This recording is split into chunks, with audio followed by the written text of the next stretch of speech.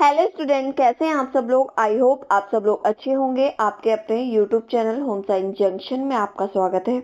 हम करेंगे BPSC 4.0 PGT के लिए होम साइंस के एमसीक्यू क्वेश्चंस, और जो कि आपके आरपीएससी के एग्जाम के लिए भी बहुत ही ज़्यादा बेनिफिट रहेंगे। तो स्टार्ट करते हैं हम आज के सेशन को। आज के सेशन में हमारा फर्स्ट क्वेश्चन है, पूछा हुआ है आप लोगों से। जैसा कि आप सबको पता है कि जो बिहार का एग्जाम होता है, बिहार पीजीटी का, उसमें 5 ऑप्शन वाले क्वेश्चन आते हैं। ठीक है, 3 जो ऑप्शन होते हैं स्टार्टिंग के, वो तो आपके डिफरेंट मिलते हैं अकॉर्डिंग टू क्वेश्चन। ठीक है, और जो आपके लास्ट के 2 क्वेश्चन होते हैं, यानी कि उपयुक्त में से एक से अधिक और उपयुक्त में से कोई नहीं, ये आपके सेम हर क्वेश्चन में आपको ऑप्शन डी और ऑप्शन ई जो है ये आपको सेम देखने को मिलेगा। ठीक है, तो ये क्वेश्चन क्या करते हैं, आपको कंफ्यूजन ज्यादा क्रिएट करते हैं। तो इन्हीं को आज हम कंफ्यूजन दूर करेंगे क्वेश्चंस के माध्यम से। ठीक है, पूछा हुआ है आपसे क्वेश्चन में, धन प्रबंधन में 3C क्या है। यानी कि आपको ये बताना है कि जो आपका धन प्रबंधन होता है, धन प्रबंधन हम कहते हैं यानी कि मनी मैनेजमेंट में, तो मनी मैनेजमेंट में जो आपका 3C होता है उसका मतलब क्या होता है। ऑप्शन में दे रखा है आपका क्षमता यानी कि कैपेसिटी, पूंजी साधन साधन जिसको हम कैपिटल कहते हैं, और लास्ट है आपका संपार्श्विक यानी कि जिसको हम कहते हैं कोलेट्रॉल। ठीक है, क्या कहते हैं, कोलेट्रॉल के नाम से इसको जानते हैं। सेकंड ऑप्शन है आपका कंपनी, समुदाय और क्षमता। नेक्स्ट ऑप्शन है आपका पूंजीगत ब्याज जिसको हम कैपिटल इंटरेस्ट के नाम से जानते हैं।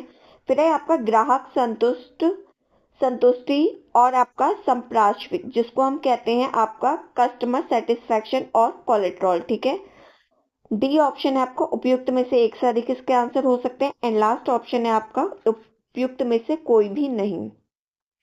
तो आपका जो धन प्रबंधन होता है, धन प्रबंधन यानी कि मैनेजमेंट में जो आपके 3C होते हैं, उस एक सी का मतलब होता है आपका कैपेसिटी। क्या हो जाएगा आपका, एक सी का मतलब होता है आपका कैपेसिटी, एक सी होता है आपका कैपिटल। ठीक है, क्या हो जाता है कैपिटल, और एक सी होता है आपका कोलेट्रॉल। इसको आपको ध्यान रखना है, आपका इंपॉर्टेंट क्वेश्चन है। क्या हो जाता है, इसको हम बोलते हैं कोलेट्रल। ठीक है, TERAL आ जाएगा यहाँ पे। तो इस हिसाब से देखा जाए तो कैपिटल कहते हैं हम किसको, कैपेसिटी हम कहते हैं क्षमता को।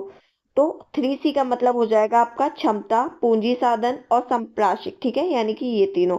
तो ऑप्शन फर्स्ट जो है इसमें वो आपका राइट आंसर हो जाएगा। ठीक है, क्लियर है आपको ये क्वेश्चन। नेक्स्ट क्वेश्चन देखते हैं हम। और आपको मैं बता दूं, जो आपका आरपीएससी का एग्जाम होता है ना, उसमें भी आपके 5 ऑप्शन वाले क्वेश्चन आते हैं। पर उसमें होता ये है कि जैसे इसमें तो लास्ट के 2 क्वेश्चन दिए हुए हैं ना, इस मतलब जो ऑप्शन दिए हुए हैं आपके लास्ट के 2, इसमें क्या आपके ऑप्शन सेम रहेंगे। उसमें आपके 4 ऑप्शन डिफरेंट डिफरेंट रहते हैं, और जो लास्ट का ऑप्शन रहता है, लास्ट ऑप्शन में रहता है क्वेश्चन नॉट अटेम्प्ट। ठीक है, यानी कि अनुत्तरित प्रश्न, इसका हिंदी में मीन्स ये हो जाता है।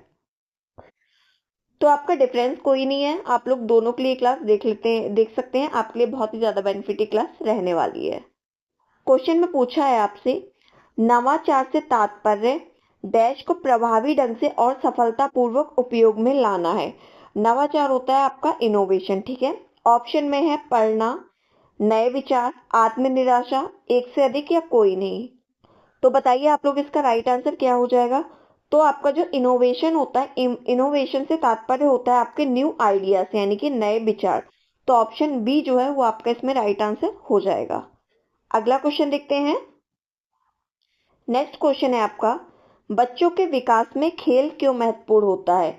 यानी कि why is play important in children development. तो क्यों होता है बच्चों के विकास के लिए, बच्चों के डेवलपमेंट के लिए जो प्ले होता है वो क्यों महत्वपूर्ण होता है, ये बताना है। ऑप्शन में है संज्ञानात्मक सक्रिया में सुधार करने के लिए, यानी कि उनका जो कॉग्निटिव एक्टिविटी है वो इम्प्रूव हो सके, या शारीरिक सक्रियता में सुधार हो सके, यानी कि जो फिजिकल एक्टिविटी है वो भी इम्प्रूव हो सके।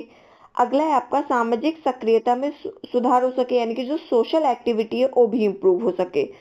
फोर्थ ऑप्शन है आपका एक से अधिक, एंड लास्ट ऑप्शन है कोई नहीं। तो देखिए बच्चों में यानी कि जो आपका बच्चों के डेवलपमेंट के लिए जो आपका प्ले होता है, उनके कॉग्नेटिव के लिए होता है, कॉग्नेटिव डेवलपमेंट के लिए, फिजिकल डेवलपमेंट के लिए, सोशल डेवलपमेंट के लिए। ठीक है, उनकी एक्टिविटी से इंक्रीज होती है। तो इसमें आपके तीनों ऑप्शन राइट ऑप्शन है। तो जब आपके तीनों सही है तो उपयुक्त में से एक से अधिक, ऑप्शन डी हमारा राइट आंसर इसमें हो जाएगा। ठीक है, अगला क्वेश्चन देखते हैं हम। अगला क्वेश्चन है हमारा, 1 ग्राम कार्बोज में कितनी कैलोरी मिलती है, यानी कि 1 ग्राम यहाँ पे कार्बोज दिया हुआ है।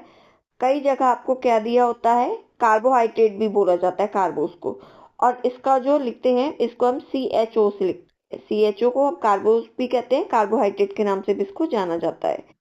तो 1 ग्राम कार्बोहाइड्रेट से आपको 9 कैलोरी ऊर्जा मिलेगी, 4 कैलोरी ऊर्जा मिलेगी, या 5 कैलोरी ऊर्जा मिलेगी, या उपयुक्त में से एक से अधिक, या कोई नहीं। तो 9 कैलोरी ऊर्जा तो हमें फैट से मिलती है। ठीक है, 5 कैलोरी ऊर्जा तो हमको किसी से नहीं मिलती। जो आपकी 4 कैलोरी ऊर्जा होती है ये आपको किससे मिलती है, ये आपको कार्बोहाइड्रेट से भी मिलती है और प्रोटीन से भी मिलती है। ठीक है, तो ए भी आपको ध्यान रखना है। तो इसमें ऑप्शन जो बी है हमारा 4 कैलोरी, वो हमारा राइट आंसर इसमें हो जाएगा। अगला क्वेश्चन देखते हैं। नेक्स्ट क्वेश्चन में पूछा हुआ है आपसे, भारत में यूनिसेफ की स्थापना कब हुई। ठीक है, आपको ये बताना है जो यूनिसेफ है इसका एस्टेब्लिशमेंट कब हुआ इंडिया में। अप्रैल 1947 में, मई 1949 में, जुलाई 1950 में, उपयुक्त में से एक से अधिक, या कोई नहीं। तो देखिए, जो यूनिसेफ की स्थापना हुई थी इंडिया में, ठीक है, बात की जा रही है इंडिया में, तो ये हुई थी मई 1949 में। तो ऑप्शन जो बी है वो इसका राइट आंसर हो जाएगा। ठीक है, और जो यूनिसेफ की फुल फॉर्म होती है वो होती है United nation children emergency fund. ये भी आपको ध्यान रखना है, क्योंकि कई बार एग्जाम में क्या होता है, आपके एग्जाम में फुल फॉर्म पूछ ली जाती है। ठीक है, नेक्स्ट क्वेश्चन देखते हैं हम। अगला क्वेश्चन है आपका, सामुदायिक विकास एक है, यानी कि आपको ये बताना है जो सामुदायिक विकास होता है, यानी कि जो आपका कम्युनिटी डेवलपमेंट होता है वो क्या होता है। एक संसाधन यानी कि रिसोर्स होता है, एक प्रोग्राम यानी कि कार्यक्रम है, एक मूवमेंट यानी कि आंदोलन है। उपयुक्त में से एक से अधिक, या कोई नहीं। तो जो आपका कम्युनिटी डेवलपमेंट होता है वो एक प्रोग्राम यानी कि कार्यक्रम के अंतर्गत आता है। तो ऑप्शन बी जो है इसमें आपका राइट आंसर हो जाएगा। ठीक है, अगला क्वेश्चन देखते हैं हम। नेक्स्ट क्वेश्चन है हमारा, RRE क्या है। RRE के बारे में जागरूकता पैदा करने के लिए एक राष्ट्रव्यापी संचार अभियान कौन सा है। RRE की फुल फॉर्म क्या है आपके, रेड रिबन एक्सप्रेस। ये भी आपको ध्यान रखना है। अच्छा, बहुत से लोगों को RRE नहीं पता होगा, पर अगर इसकी फुल फॉर्म बता दी जाए यानी कि रेड रिबन एक्सप्रेस, तो बहुतों को इसका आंसर आ जाएगा। तो इसीलिए कहा जाता है शॉर्ट फॉर्म के साथ उसका क्या करना चाहिए, शॉर्ट फॉर्म के साथ उसका जो फुल मीनिंग होता है वो भी आपको पता करना होना चाहिए। तो RRE की फुल फॉर्म क्या होती है, रेड रिबन एक्सप्रेस। तो ये किस लिए चलाई गई थी, अब आपके लिए आंसर करना इजी हो जाएगा। तो बताइए आप लोग, किसके लिए था ये अभियान, ये डेंगू के लिए था, पोलियो के लिए था, HIV एड्स के लिए था, उपयुक्त में से एक से अधिक, या कोई नहीं। तो देखिए, जो आपका RRE यानी कि रेड रिबन एक्सप्रेस जो जागरूकता पैदा करने के लिए एक राष्ट्रव्यापी संचार अभियान था, ये जागरूकता देती थी HIV एड्स के लिए। इसके लिए एक ट्रेन चलाई गई थी। क्या चलाई गई थी, ट्रेन चलाई गई थी, जिसमें जागरूकता देने के लिए जैसे आपके क्या थे, पैम्पलेट, पोस्टर, चार्ट, ये सब थे जो क्या करते थे, लोगों को मोटिवेट करते थे। ठीक है, और लोगों को जागरूकता देते थे, अवेयर करते थे जो लोगों को। ठीक है, नेक्स्ट क्वेश्चन है आपका, पूछा हुआ है आपसे, वह अंग जिसमें भ्रूण विकसित होता है क्या कहलाता है। ठीक है, ऑप्शन में गर्भाशय ग्रीवा कहलाता है, गर्भाशय कहलाएगा, अंडाशय कहलाएगा, उपयुक्त में से एक से अधिक, या उपयुक्त में से कोई नहीं। तो बताइए वह कौन सा होगा, वह कौन सा अंग यानी कि वह कौन सा ऑर्गन होता है जिसमें फीटस डेवलप होता है आपका, यानी कि भ्रूण डेवलप होता है। गर्भाशय ग्रीवा को हम सर्विक्स कहते हैं, गर्भाशय को यूट्रस कहा जाता है, अंडाशय को ओवरी कहा जाता है। ठीक है, तो जहां पर आपके भ्रूण विकसित होता है यानी कि फीटस आपका विकसित होता है, उस एरिया को हम गर्भाशय यानी कि यूट्रस के नाम से जानते हैं। तो ऑप्शन बी जो है आपका वो इसमें राइट आंसर हो जाएगा। ठीक है, क्लियर है ये। नेक्स्ट क्वेश्चन देखते हैं हम। अगला क्वेश्चन है हमारा, कौन से कपड़े आमतौर पर अधिक आरामदायक होते हैं। वे अधिक जो अवशोषित होते हैं, अवशोषक होते हैं, जो कम अवशोषक होते हैं, जो एकदम अवशोषक होते ही नहीं है, या एक से अधिक, या कोई नहीं। तो जो कपड़े आपके आरामदायक होते हैं, आरामदायक आपके कौन से कपड़े होते हैं, आप कॉटन के कपड़े जो मोस्टली होते हैं वो आरामदायक माने जाते हैं, और उनमें जो क्षमता होती है अवशोषक क्षमता ज्यादा होती है, इसीलिए कॉटन के कपड़े को आरामदायक कपड़ा माना जाता है। तो ऑप्शन ए जो है इसमें वो आपका राइट आंसर हो जाएगा। अगला क्वेश्चन देखते हैं हम। अगला क्वेश्चन है हमारा कि वास्तविक आय है यानी कि रियल इनकम क्या है, आपको ये बताना है। जो रुपए में प्राप्त होता है वो है, ऑनलाइन खाते होते हैं वो है आपका रियल इनकम, या आपका वस्तुओं और सेवाओं का प्रवाह होता है, ठीक है, यानी कि flow of commodity and services, या उपयुक्त में से एक से अधिक या उपयुक्त में से कोई नहीं। तो जो आपकी वास्तविक आय यानी कि रियल इनकम होती है उसमें वस्तुओं और सेवाओं का प्रवाह होता है, यानी कि आप क्या करते हो, वस्तुओं और सेवाओं का प्रवाह करते हो। तो ऑप्शन सी जो है इसमें वो आपका राइट आंसर हो जाएगा। अगला क्वेश्चन देखते हैं।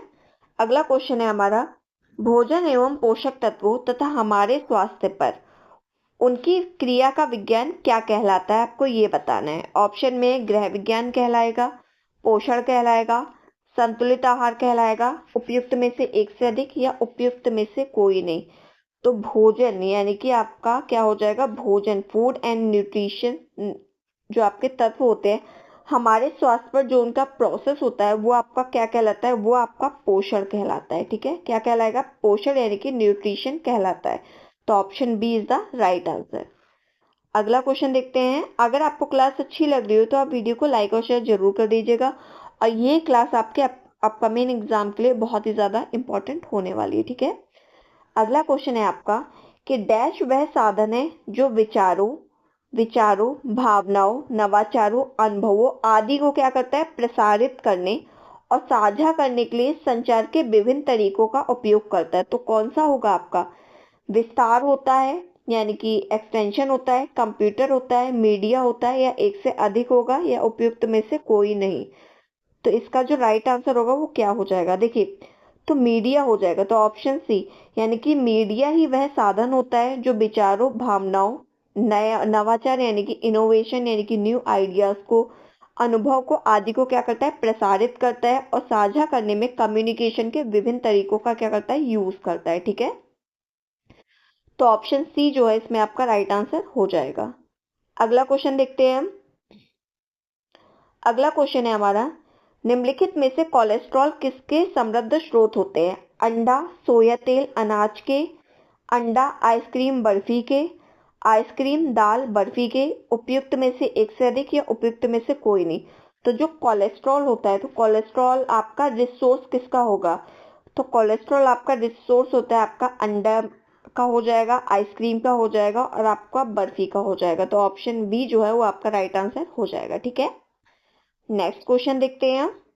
अगला क्वेश्चन है हमारा, पौष्टिक तत्व में जो दूध में नहीं पाया जाता है। तो ऐसा कौन सा आपका पौष्टिक तत्व यानी कि न्यूट्रिशन एलिमेंट होता है जो आपके दूध में नहीं पाया जाता है। प्रोटीन है, कैल्शियम है, विटामिन सी है, एक से अधिक या कोई नहीं।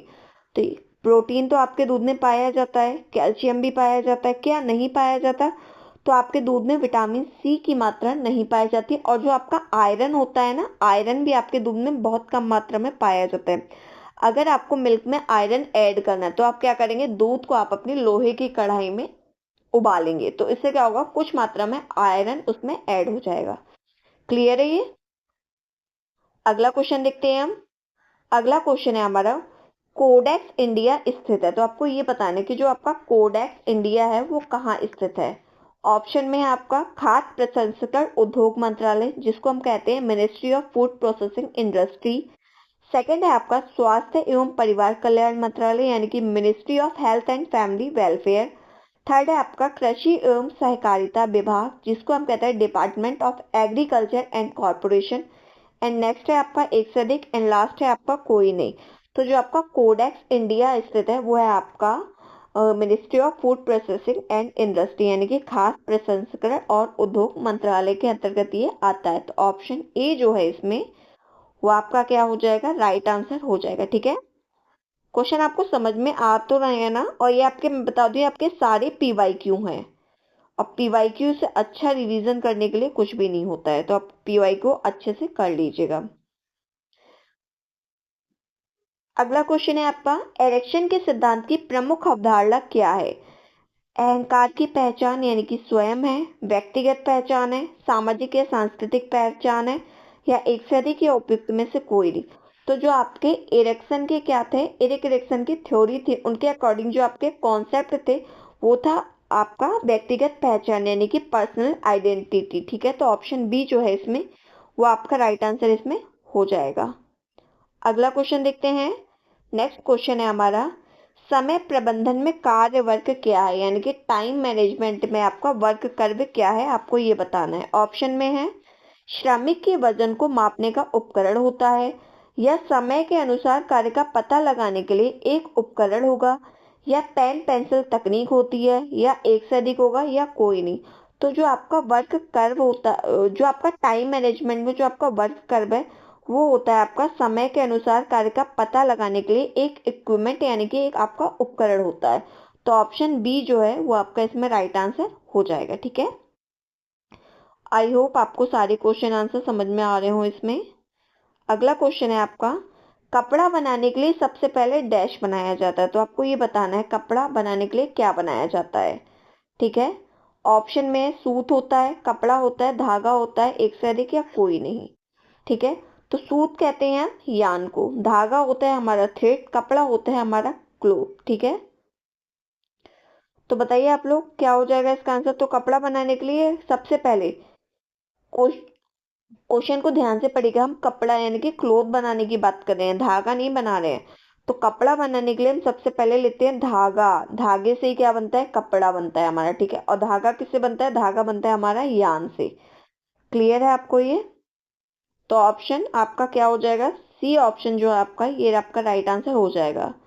अगला क्वेश्चन देखते हैं हम। अगले क्वेश्चन में आपकी एक डेफिनेशन है, ये आपको ये बताना है कि ये डेफिनेशन किसने दी है।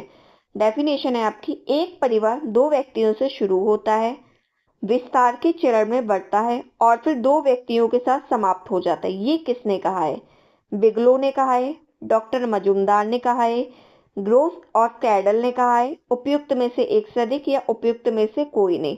तो एक परिवार दो व्यक्तियों से शुरू होता है, यानी कि परिवार में कौन होता है, दो व्यक्ति, एक हस्बैंड वाइफ हो गए।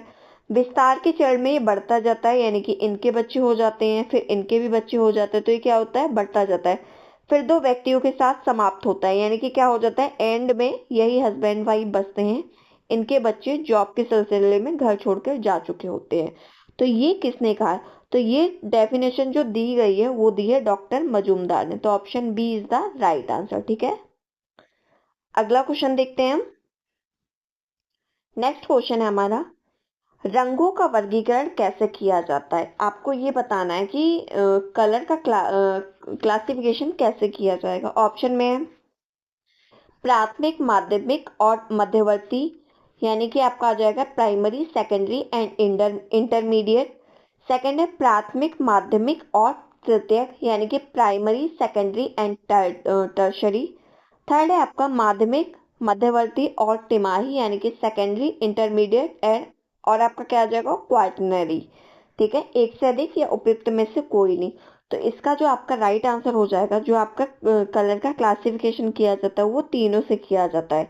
तो जो आपका ऑप्शन डी है इसमें वो क्या हो जाएगा, आपका इसमें राइट आंसर हो जाएगा। ठीक है, क्लियर है आपको ये क्वेश्चन।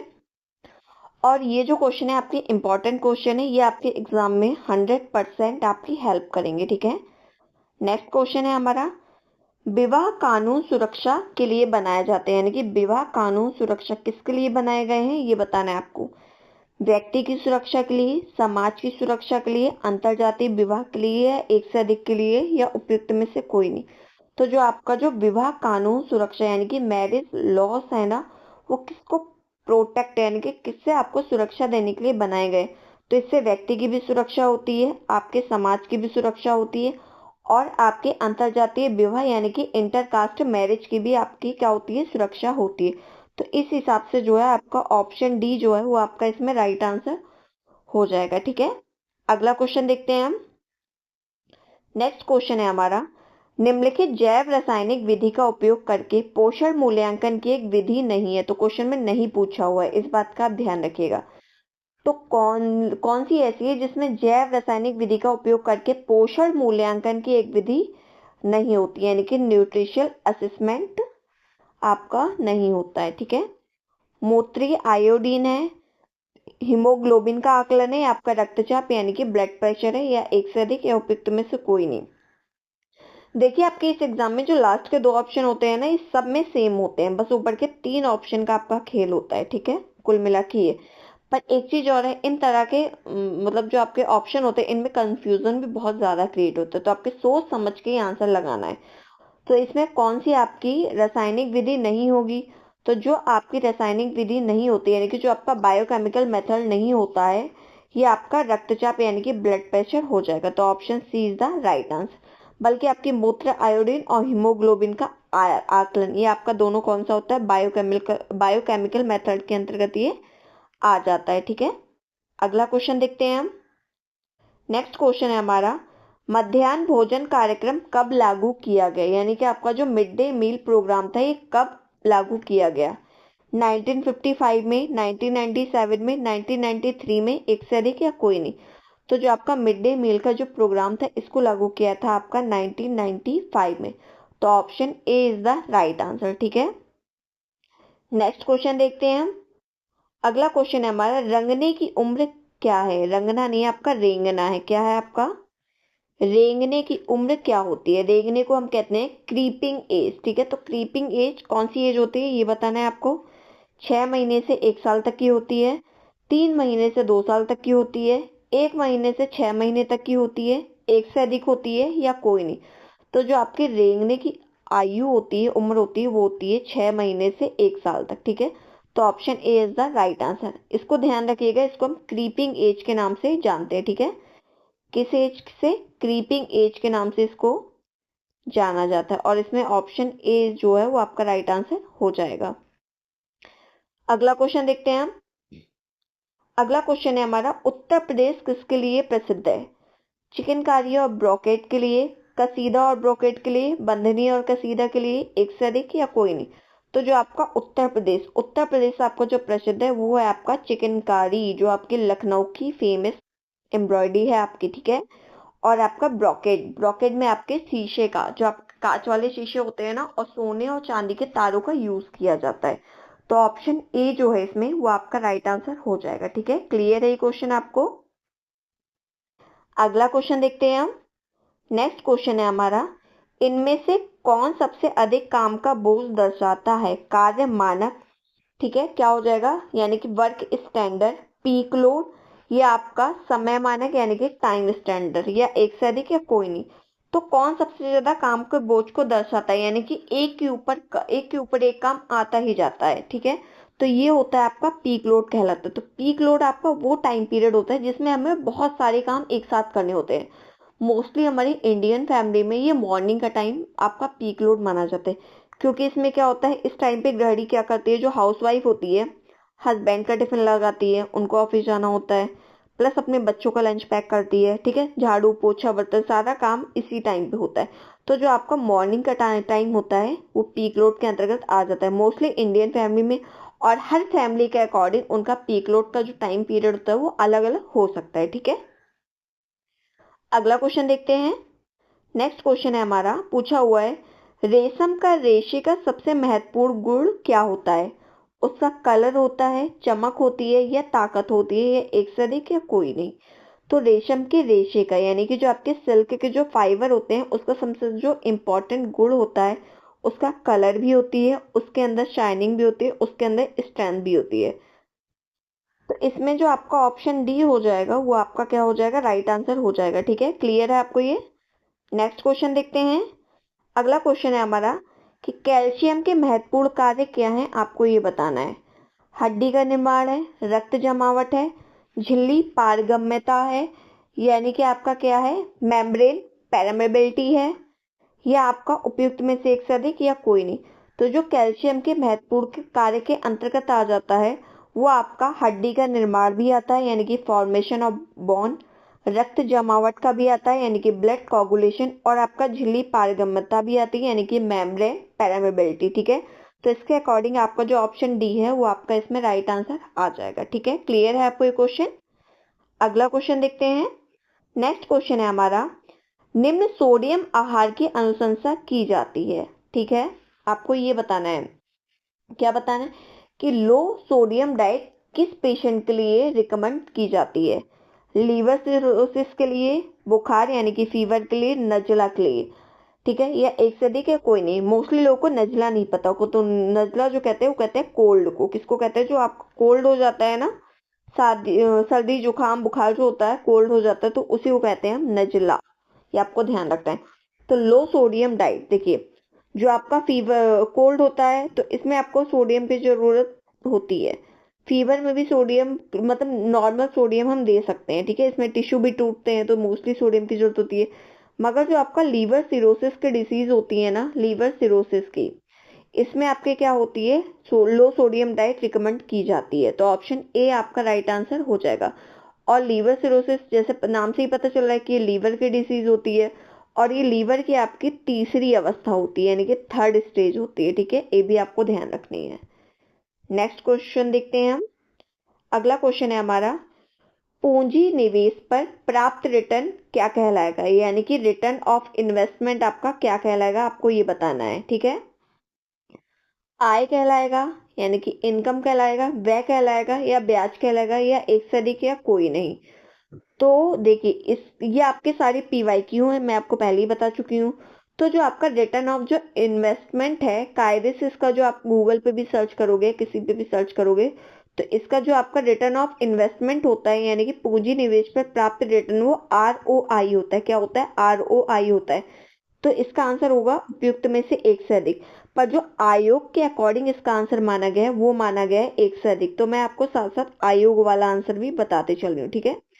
तो इसका आंसर होना चाहिए ऑप्शन ई, जो मेरी साइड से सही है। और जो आयोग के अकॉर्डिंग सही है वो आपका है ऑप्शन डी, यानी कि उपयुक्त में से एक से अधिक, ठीक है। तो आपको दोनों ऑप्शन पता होने चाहिए। अगला क्वेश्चन देखते हैं। नेक्स्ट क्वेश्चन है हमारा, पारिवारिक जीवन चक्र को कितने भागों में बांटा गया है, ठीक है। यानी कि जो आपका क्या होता है, पारिवारिक जीवन चक्र, तो उसको कितने भागों में बांटा गया है आपको ये बताना है। दो भागों में, चार भागों में, एक भाग में, या एक से अधिक, या कोई नहीं। तो जो आपका क्या होता है, फैमिली लाइफ साइकिल, तो इसको डिवाइड किया गया है कितने भागों में, इसको डिवाइड किया गया है आपका तीन भागों में। और तीन भाग इसके कौन कौन से होते हैं? एक होती है आपकी कौन सी, बिगिनिंग स्टेज, कौन सी हो जाएगी, एक हो जाएगी आपकी बिगिनिंग स्टेज, ठीक है। सेकंड हो जाती है जो आपकी, वो होती है जिसको हम बोलते हैं एक्सपेंडिंग स्टेज, ठीक है। क्या बोलते हैं हम इसको? एक्सपेंडिंग स्टेज बोलते हैं। और जो आपकी थर्ड हो जाती है, लास्ट वाली, जिसको हम बोलते हैं कॉन्ट्रैक्टिंग स्टेज, ठीक है। तो ये आपकी तीन स्टेजेस होती हैं। पर देखिए ये सबको पता है आपकी फैमिली लाइफ साइकिल की तीन स्टेज होती है। इसको, जो आपकी लास्ट वाली स्टेज है, इसको खाली घोंसले का घर भी कहा जाता है, ठीक है। इसका आंसर होना चाहिए, क्योंकि तीन स्टेज है, तीन स्टेज आपके ऑप्शन में दिया नहीं है, तो इसका आंसर होगा उपयुक्त में से कोई नहीं, ठीक है। पर आयोग ने इसका आंसर माना है चार, ठीक है। तो आयोग के अकॉर्डिंग इसका आंसर है चार। पर जो आंसर होना चाहिए वो आपका ई हो जाएगा, यानी कि कोई नहीं, क्योंकि इसकी जो स्टेज होती है वो तीन होती है, बिगनिंग, एक्सपेंडिंग एंड कॉन्ट्रैक्टिंग, ठीक है। क्लियर है आपको ये क्वेश्चन? अगला क्वेश्चन देखते हैं। तो मैं आपको आयोग वाले आंसर और जो आपके सही आंसर है, यानी कि जो राइट आंसर है, वो भी साथ साथ बताते चल रही हूँ, जिससे आपको अपकमिंग जो आप एग्जाम दो तो आप आयोग के ऐसा ना करो कि वही रट्टाफिकेशन वाले आपने आयोग के आंसर की के अकॉर्डिंग रट लिए। आपको सही आंसर पता होना चाहिए, क्योंकि क्या पता आगे आयोग अपना आंसर सही कर दे तो आपके पास प्रूफ देने के लिए कुछ भी नहीं रह जाए। तो आपको क्या करना है, हमेशा सही आंसर के साथ आपको जाना है। तो क्वेश्चन है आपका, कठपुतलियां कितने प्रकार की होती हैं, आपको ये बताना है। यानी कि जो आपके पपेट्स होते हैं कितने टाइप्स के होते हैं। ऑप्शन में है हाथ के दस्ताने की कठपुतलियां हैं, स्ट्रिंग कठपुतलियां हैं, छाया कठपुतली है, एक से अधिक, या कोई नहीं। तो देखिए जो आपके कठपुतलियां होती हैं वो हाथ के दस्ताने वाली भी होती हैं, स्ट्रिंग कठपुतली भी होती है, छाया कठपुतली भी होती है। तो इसका जो आंसर है वो हो जाएगा आपका उपयुक्त में से एक से अधिक। और जो आपका हाथ के दस्ताने वाली कठपुतली होती है ना, कौन सी, जो आपके हाथ के दस्ताने वाली कठपुतली होती है, वो आपके उत्तर प्रदेश, उड़ीसा, और कहाँ की फेमस है, आपकी पश्चिम बंगाल की फेमस है। ये आपको ध्यान रखना चाहिए। हाथ के दस्ताने वाली कठपुतली कहाँ फेमस है? यूपी, और आपका क्या हो जाएगा, पश्चिम बंगाल, ठीक है। यूपी में आपका, वेस्ट बंगाल में यानी कि पश्चिम बंगाल में, और आपके उड़ीसा में फेमस है। ये आपको पता होना चाहिए, क्योंकि हो सकता है अगली बार आंसर ये पूछ लिया जाए कि स्ट्रिंग कठपुतली कहाँ की फेमस है। और जो आपके स्ट्रिंग कठपुतली है ये आपकी राजस्थान की फेमस है, ठीक है, कहाँ की, राजस्थान की। और जो आपकी छाया छाया कठपुतली, हम उनको शैडो कठपुतली के नाम से भी जानते हैं, ये आपकी आंध्र की फेमस है, यानी कि आंध्र प्रदेश की, ठीक है, आंध्र प्रदेश की फेमस है, तो आपको पता होना चाहिए, ठीक है। शैडो कठपुतली आपकी आंध्र प्रदेश की फेमस है, स्ट्रिंग कठपुतली आपकी राजस्थान की फेमस है, और हाथ के दस्ताने वाली कठपुतली आपकी यूपी, पश्चिम बंगाल और उड़ीसा की फेमस है, ठीक है। नेक्स्ट क्वेश्चन देखते हैं कि महिला सेक्स हार्मोन है, यानी कि फीमेल सेक्स हार्मोन क्या होते हैं। एंड्रोजन है, प्रोलैक्टिन है, एस्ट्रोजन है, या एक से अधिक है, या कोई नहीं है। तो जो आपके फीमेल सेक्स ऑर्गन है ये तीनों होते हैं, तो इसका आंसर हो जाएगा उपयुक्त में से मतलब उपयुक्त में से एक से अधिक, ठीक है। एंड्रोजन भी होता है, प्रोलैक्टिन भी होता है, एस्ट्रोजन भी होता है। तो देखिए जो आपके हार्मोन होते हैं ना, हार्मोन्स आपके प्रोटीन के बने होते हैं और ये अंतःस्रावी ग्रंथियों से स्रावित होते हैं, ठीक है। तो इसमें क्या हो जाएगा, आपका ऑप्शन डी जो है वो आपका राइट आंसर हो जाएगा, ठीक है। क्लियर है आपको ये क्वेश्चन। अगला क्वेश्चन है आपका, ट्यूब फीडिंग के नाम से भी जाना जाता है, यानी कि आपको ये बताना है कि ट्यूब फीडिंग के नाम से किसको जाना जाता है। ऑप्शन में आपका आंतरिक पोषण है, ये आपका पोष नहीं, क्या हो जाएगा, आंतरिक पोषण, पेरेंटल पोषण यानी कि नस के माध्यम से दिया जाने वाला, थर्ड है आपका पूरक पोषण, ठीक है, उसके बाद है एक से अधिक, एंड लास्ट है आपको उपयुक्त में से कोई नहीं। तो आपका जो ट्यूब के माध्यम से दिया जाने वाला, ट्यूब फीडिंग के नाम से भी जाना जाता है, वो जाना जाता है आपका क्या, आंतरिक पोषण, ठीक है, जिसको हम एंटर पोषण भी कहते हैं, क्या कहते हैं, एंट्रल पोषण, ठीक है, ये आपको ध्यान रखना चाहिए। और जो आपका पेरेंटल पोषण है, पेरेंटल पोषण, इसको नसों के माध्यम से दिया जाता है। और पूरक पोषण यानी कि सप्लीमेंट न्यूट्रिशन आपका वो होता है जो बच्चे को 6 मंथ के बाद दिया जाता है, ठीक है। तो ऑप्शन ए इसमें जो है वो आपका राइट आंसर हो जाएगा। अगला क्वेश्चन है आपका, क्वेश्चन पूछा हुआ है एक्सटेंशन, ये क्या है, एक्सटेंशन क्या है ये बताना है आपको, यानी कि प्रसार क्या है। एक प्रक्रिया है, यानी कि एक प्रोसेस है, एक विचार है, एक सामग्री है, एक से अधिक, या कोई नहीं। तो जो आपका एक्सटेंशन होता है, एक्सटेंशन आपका एक प्रक्रिया होता है, तो ऑप्शन ए जो है ये आपका राइट आंसर हो जाएगा, ठीक है। क्लियर है आपको ये। अगला क्वेश्चन देखती हूँ मैं। अगला क्वेश्चन जो है आपका वो है, संयुक्त राष्ट्र द्वारा 2021 को कौन सा वर्ष घोषित किया गया है, ठीक है। अंतर्राष्ट्रीय फल एवं सब्जी वर्ष, अंतर्राष्ट्रीय पोषण वर्ष, अंतर्राष्ट्रीय दहलन वर्ष, एक से अधिक, या कोई नहीं। तो देखिए जो आपको संयुक्त राष्ट्र द्वारा यानी कि यूनाइटेड नेशन द्वारा जो 2021 को वर्ष घोषित किया गया है वो किया गया अंतर्राष्ट्रीय फल एवं सब्जी का, यानी कि इंटरनेशनल फ्रूट एवं वेजिटेबल ईयर, ठीक है। नेक्स्ट क्वेश्चन देखते हैं हम। अगला क्वेश्चन है हमारा, पूछा हुआ है जल यानी कि वाटर का सूत्र क्या होता है। H2O है, H2O2 है, HO2 है, या एक से अधिक, या कोई नहीं। तो जो आपका जल का फॉर्मूला होता है वो आपका होता है H2O, क्या होता है, H2O। तो ऑप्शन ए जो है इसमें वो आपका राइट आंसर हो जाएगा। देखिए इसका फॉर्मूला ऐसे लिखा जाता है H2O, यानी कि इसमें हाइड्रोजन के 2 अणु होते हैं, ठीक है, हाइड्रोजन के कितने अणु होते हैं, 2 अणु, और ऑक्सीजन का 1 अणु होता है। तो अगर इसका रेशियो आ जाए कि जल का सूत्र के रेशियो क्या होता है, तो इसका रेशियो 2:1 हो जाता है, ठीक है। नेक्स्ट क्वेश्चन देखते हैं। अगला क्वेश्चन है हमारा, ICDS यानी कि एकीकृत बाल विकास सेवा की स्थापना कब की गई थी, यानी कि इंटीग्रेटेड चाइल्ड डेवलपमेंट सर्विस कब स्टैब्लिश हुआ था। 1 अगस्त 1972 को, 2 अक्टूबर 1975 को, 3 दिसंबर 1979 को, एक से अधिक, या कोई नहीं। तो जो आपका ICDS की स्थापना हुई थी ये हुई थी आपके 2 अक्टूबर 1975 को। और मैं आपको बता दूं ये जो आपका ICDS वाला प्रोग्राम है, ऐसा बहुत ही कम एग्जाम हुआ होगा जिसमें आपके चाहे वो किसी भी फील्ड का एग्जाम हो, चाहे यूपी का एग्जाम हो, चाहे बिहार का हो, चाहे झारखंड का हो, चाहे राजस्थान का, एनीबडी किसी भी स्टेट का आपका एग्जाम हो होम साइंस का, ICDS से आपके क्वेश्चन जरूर 100% बनता है। ठीक है, नेक्स्ट क्वेश्चन है आपका, क्वेश्चन है एक स्वस्थ सामान्य व्यक्ति के शरीर का तापमान यानी कि टेम्परेचर कितना होता है?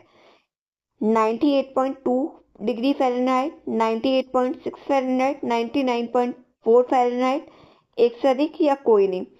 तो इसमें मोस्टली बच्चे क्या हो जाते हैं, कंफ्यूज, क्योंकि पता सबको होता है, वो भूल जाते हैं बाद में। तो जो आपके एक स्वस्थ व्यक्ति के शरीर का जो तापमान होता है वो होता है आपका 98.6 फ़ारेनहाइट। ठीक है, तो ऑप्शन बी जो है इसमें ये आपका राइट आंसर हो जाएगा। ठीक है, अगला क्वेश्चन देखते हैं हम। नेक्स्ट क्वेश्चन है हमारा, कुपोषण किसके कारण होता है? जो माल न्यूट्रिशन होता है किसके कारण होता है, आपको ये बताना है। संतुलित आहार के द्वारा, प्रोटीन युक्त आहार के द्वारा, गरिष्ठ भोजन के द्वारा, एक से अधिक या कोई नहीं।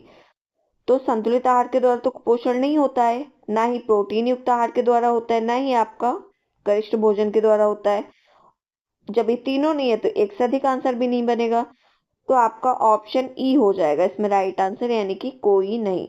तो जो आपका कुपोषण होता है, या तो आपके ज्यादा खाना खाने से हो जाता है, ज्यादा आप न्यूट्रिशन को ले लेते हो या कम लेते हो। ठीक है, तो इसके से क्या हो जाता है, आपका कुपोषण के आप शिकार हो जाते हो। क्लियर है आपको ये? अगला क्वेश्चन देखते हैं हम। अगला क्वेश्चन है हमारा कि यह किसी प्रकार की थकान नहीं है। क्वेश्चन में नहीं पूछा हुआ है, ध्यान से पढ़िएगा। तो कौन सा ऐसा होता है जो थकान नहीं है? ये वाला क्वेश्चन पता है अभी रिसेंट जो आपका LT ग्रेड का एग्जाम हुआ था उसमें भी पूछा गया था। ठीक है, सेम ऐसी क्वेश्चन आया था आपका। सामाजिक थकान नहीं होता यानी कि सोशल फटिक, शारीरिक थकान यानी कि फिजिकल फटिक, आपका मनोवैज्ञानिक थकान यानी कि साइकोलॉजिकल फटिक, या एक से अधिक या कोई नहीं। तो बताइए आप लोग कि राइट आंसर इसमें क्या हो जाएगा? जो किसी प्रकार की थकान नहीं होती है। शारीरिक थकान तो होती है, मनोवैज्ञानिक थकान भी होती है, कौन सी नहीं होती है? तो सामाजिक थकान नाम की कोई थकान नहीं होती है। तो ऑप्शन ए जो है वो आपका राइट आंसर हो जाएगा। नेक्स्ट क्वेश्चन है हमारा, क्वेश्चन है आपका स्वर जयंती ग्राम स्वरोजगार योजना, जिसको शॉर्ट में कहते हैं SGSY, यानी कि स्वरा जयंती ग्राम स्वरोजगार योजना, कब शुरू की गई थी आपको ये बताना है। अप्रैल 1999 में, जून 1998 में, अप्रैल 1993 में, एक से अधिक या कोई नहीं। तो जो आपकी SGSY का प्रोग्राम की शुरुआत की गई थी वो की गई थी आपकी अप्रैल 1999 में, यानी कि 1999 में। तो ऑप्शन ए जो है वो आपका इसमें राइट आंसर हो जाएगा। अगला क्वेश्चन है आपका, अगला क्वेश्चन जो है उसमें पूछा हुआ है आपसे कि दा, मा या पा जैसे एक व्यंजन स्वर संयोजन है, तो कैसे होते हैं आपके दा मा? जैसे बच्चे बोलते हैं ना, छोटे बच्चे, दा मा या पा, तो एक व्यंजन स्वर संयोजन कैसे हैं? ये क्या कहलाते हैं? रोना कहलाता है, क्राइंग कहलाता है, बलबलाना यानी कि बबलिंग कहलाएगा, रेंगना, रेंगना तो एकदम अलग हो गया। ठीक है, एक से अधिक या कोई नहीं। तो देखिए रेंगना तो आपका जो बच्चे चलने के प्रोसेस में आता है रेंगना, तो इसका दा मा पा से कोई रिलेशन नहीं है। रोना ये तो बच्चा जन्म के तुरंत बाद शुरू कर देता है। बच्चा आपका इसमें एक ही ऑप्शन जो है आपका बबलिंग, तो ये क्या कहलाता है आपका बबलिंग यानी कि बलबलाना कहलाता है। बच्चे इसमें कहते हैं दा मा या पा, जैसे एक जो आपके व्यंजन होते हैं ना, स्वर व्यंजन, उनको रिपीट करते हैं वो बच्चे। अगला क्वेश्चन है हमारा कि कपास के रेशों में पाए जाने वाले प्राकृतिक कल को किसके रूप में जाना जाता है? ठीक है, तो बताइए आप लोग क्या हो जाएगा? यानी कि द नेचुरल कल्स, जो आपके नेचुरल कल्स पाए जाते हैं ना, किस में पाए जाते हैं? कपास के रेशों में पाए जाते हैं। तो इसको क्या कहेंगे? इसको क्रिम्प कहते हैं, ट्विस्ट कहते हैं, कर्ड कहते हैं, एक से अधिक या कोई नहीं। तो जो आपके कॉटन का जो आपका क्या होता है, रेशे होते हैं, कॉटन के जो फाइबर होते हैं, इसमें आपके जो नेचुरल कर्ल पाए जाते हैं, इसको कहा जाता है क्रिम्प। क्रिम्प के नाम से इसको जाना जाता है। तो ऑप्शन ए जो है ये आपका राइट आंसर हो जाएगा। नेक्स्ट क्वेश्चन है आपका, जैसे जैसे आय बढ़ती है भोजन प्रव्यय क्या होता है? बढ़ता है, घटता है, बढ़ता है, वही रहता है, एक से अधिक या कोई नहीं। जैसे जैसे हमारी इनकम क्या हुई, इंक्रीज हुई, वैसे हमारा भोजन पे व्यय, व्यय को हम क्या बोलते हैं? एक्सपेंडिचर। ये क्या हो जाता है हमारा? कम हो जाता है। ठीक है, तो क्या होता है, ये घटता है। तो ऑप्शन ए जो है इसमें वो आपका राइट आंसर हो जाएगा। ठीक है, अगला क्वेश्चन देखते हैं। नेक्स्ट क्वेश्चन है हमारा, कौन सा तटस्थ रंग है, आपको ये बताना है, यानी कि कौन सा कलर ऐसा है जो न्यूट्रल कलर होता है। काला है, सफेद है, लाल है, एक से अधिक या कोई नहीं। देखिए, तटस्थ रंग आपके कौन से होते हैं, तटस्थ रंग आपके दो रंग होते हैं। ठीक है, कितने होते हैं, दो रंग होते हैं तटस्थ रंग आपके। एक होता है आपका व्हाइट, ठीक है, सेकंड होता है आपका ब्लैक। तो व्हाइट और ब्लैक कलर कैसे हो गए, आपके तटस्थ रंग हो गए। ऑप्शन में आपके काला भी है, सफेद भी है, लाल नहीं होगा हमारा। पर हम एक को ऑप्शन को चुन नहीं सकते हैं, चूज ही नहीं कर सकते हैं हम एक को, क्योंकि इसमें दोनों दिया हुआ है। तो हमें एक से अधिक वाले ऑप्शन में जाना पड़ेगा, यानी कि उपयुक्त में से एक से अधिक। पर आपको ध्यान रखना है, काला सफेद तो होता है, पर लाल कलर आपका न्यूट्रल कलर में नहीं आता है। लाल कलर जो आता है आपके, वो गर्म रंगों के अंतर्गत आता है। ठीक है, अगला क्वेश्चन है आपका, पूछा हुआ है आप लोगों से, विभिन्न प्रकार के भोजन हमें स्वस्थ रहने के लिए, रखने के लिए प्रदान किए जाते हैं, कौन से होते हैं। ऊर्जा, पोषक तत्व प्रदान किया जाता है उनके अंदर, या कैलोरी, या एक से अधिक, या कोई नहीं। मोस्टली स्टूडेंट को इसमें आंसर लग रहा होगा ऑप्शन डी, यानी कि एक से अधिक। तो इसमें बात की जा रही है विभिन्न प्रकार के जो भोजन हमें स्वस्थ रखने के लिए प्रदान करते हैं। तो हमें क्या प्रदान करते हैं, भोजन, भोजन हमें प्रदान करते हैं पोषक तत्व। तो ऑप्शन बी जो है इसमें वो आपका सबसे सही आंसर, सटीक आंसर यही माना जाएगा। तो ऑप्शन बी के साथ हम इसमें चले जाएंगे। ठीक है, अगला क्वेश्चन देखते हैं। अगला क्वेश्चन है हमारा, इनमें से कौन जटिल सूत का भाग है, आपको ये बताना है। ठीक है, यानी कि कौन सा ऐसा पार्ट है जो कॉम्प्लेक्स यान का पार्ट है। आधार है, आधार को हम कहते हैं बेस। ठीक है, इसमें आप कंफ्यूज मत होना, मैं इसकी इंग्लिश भी लिख देती हूँ यहाँ पे। ठीक है, वैसे मैंने इसमें आपको मतलब हिंदी इंग्लिश दोनों बताया गया है, बाइलिंगुअल ये क्लास हमारी चली है। ठीक है, क्या है, बेस है, ट्राई है, और प्रभाव को हम कहते हैं इफेक्ट, ये तो आपको पता ही होगा। ठीक है, प्रभाव को हम कहते हैं इफेक्ट। तो बताइए आप लोग, कौन सा आपका पार्ट है सूत का जो कैसा है, कॉम्प्लेक्स है। बेस है, टाई है, प्रभाव यानी कि इफेक्ट है, एक से अधिक है, या कोई नहीं है। तो आपका इसका जो आंसर हो जाएगा, राइट आंसर, वो हो जाएगा उपयुक्त में से एक से अधिक। तो ऑप्शन डी जो है इसमें वो आपका इसमें राइट आंसर है। ठीक है, अगला क्वेश्चन है हमारा, ये आज का हमारा सेकंड लास्ट क्वेश्चन है। पूछा हुआ है आपसे, पढ़ने में विकलांगता क्या कहलाती है। ठीक है, यानी कि आपको ये बताना है, disability in reading is called, तो क्या कहेंगे इसको, हिमोफीलिया कहेंगे, डिसग्राफिया, डिसप्रेक्सिया कहेंगे, डिसलेक्सिया कहेंगे, एक से अधिक, या कोई नहीं। तो जो आपको पढ़ने में विकलांगता, तो जो पढ़ने में विकलांगता होती है वो होती है आपके डिसलेक्सिया। तो ऑप्शन सी जो है उसमें आपका राइट आंसर हो जाएगा। जो आपका, ये आपका डिसग्राफिया है ये। ठीक है, ये गलत हो गया है, टाइपिंग एरर है कुछ। तो ये क्या होता है, ये आपका डिसग्राफिया है। जो आपका डिसग्राफिया होता है, डिसग्राफिया होता है आपके लिखने में कठिनाई। ठीक है, डिसलेक्सिया आपका पढ़ने से संबंधित है, डिसलेक्सिया और डिस्ग्राफिया आपका उससे लिखने से संबंधित। ठीक है, पढ़ने, देखिए पढ़ने से संबंधित है आपका डिसलेक्सिया, लिखने से संबंधित है आपका डिस्ग्राफिया। और आगे हमारा हीमोफीलिया, जो हीमोफीलिया होता है ये एक तरह का आपका आनुवांशिक रोग होता है। ठीक है, कैसा होता है, ये आपका आनुवांशिक रोग होता है। जो इसमें क्या होता है, अगर शरीर से, हमारे बॉडी से खून निकलने लगे तो रुकता नहीं है, और ब्लड क्लॉटिंग फैक्टर का अभाव होता है। ठीक है, क्यों नहीं रुकता है, क्योंकि इसमें ब्लड क्लॉटिंग फैक्टर का अभाव हो जाता है। ये एक तरह का आनुवंशिक विकार होता है हमारा। क्लियर है आपको ये। नेक्स्ट क्वेश्चन देखते हैं हम, आज का लास्ट क्वेश्चन है हमारा। पूछा हुआ है आपसे कि गृह प्रबंधन में गतिविधियां का सही क्रम क्या है, आपको ये बताना है, यानी कि क्या बताना है कि होम मैनेजमेंट का आपका करेक्ट सीक्वेंस क्या है। ऑप्शन में योजना, संगठन, कार्यान्वयन, प्रतिक्रिया। सेकंड है योजना, कार्यान्वयन, संगठन, प्रतिक्रिया। थर्ड है योजना, प्रतिक्रिया, संगठन, कार्यान्वयन, एक से अधिक, या कोई नहीं। तो किसी भी कार्य को करते हैं जब हम गृह प्रबंधन में, सबसे जो फर्स्ट स्टेप आता है वो होता है प्लानिंग, यानी कि योजना। योजना तो सब में है। ठीक है, उसके बाद जो आपका होता है प्लानिंग के बाद प्लानिंग के बाद आपका क्या होता है, योजना बनाने के बाद हम करते हैं संगठन यानी कि ऑर्गेनाइजिंग। तो प्लानिंग के बाद आपकी योजना के बाद संगठन एक ही ऑप्शन में दिख रहा है, तो ऑप्शन ए के साथ हम चले जाएंगे। आगे देख लेते हैं। संगठन के बाद हम करते हैं, क्या करते हैं, हम करते हैं कार्यान्वयन। कार्यान्वयन को कहते हैं हम इम्प्लीमेंटेशन। नेक्स्ट है आपका प्रतिक्रिया, लास्ट में फीडबैक लेते हैं। ठीक है, तो गृह प्रबंधन गतिविधि का सही क्रम आपका हो जाएगा योजना, संगठन, कार्यान्वयन, प्रतिक्रिया, यानी कि planning, organisation, implementation and feedback. ठीक है, तो ऑप्शन डी जो है, ऑप्शन ए जो है, ये आपका राइट आंसर इसमें हो जाएगा। तो आज की क्लास हमारी यहीं एंड होती है। आप लोग अपना फीडबैक क्लास के बाद जरूर दीजिएगा कि आपको क्लास कैसी लगी और आपके कितने क्वेश्चन इसमें सही हुए, कितने क्वेश्चन आपको गलत हुए। तो इससे आपको आइडिया लग गया होगा कि कितने क्वेश्चन आपके सही हो रहे हैं। और ये आपके सारे PYQ हैं।